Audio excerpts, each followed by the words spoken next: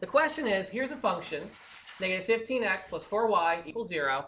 Is this a case of direct variation or not? And if it is, what's the constant? The thing to remember with direct variation, what's the formula it has to fit? Y divided by x equals some kind of a constant. Or, there was another one. If I write y equals, what should I have?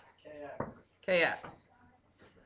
So the question that's really being asked here, if I take this equation and solve it for y, do I get whatever it is, return it to her? You get it. Geo, whatever it is, return it to her. I'm trying to work here. All right.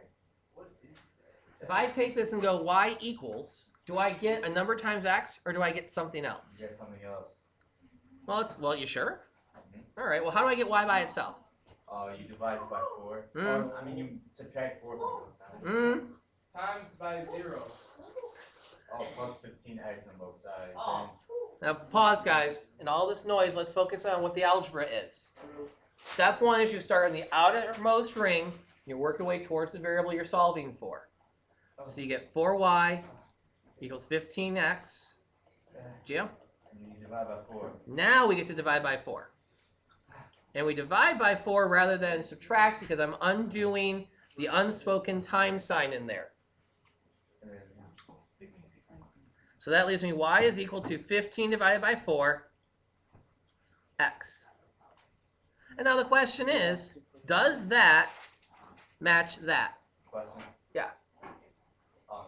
Okay. Wait. You have to put the Yes. If it was like 16 instead of 15, would you put 4? You would reduce that to 4.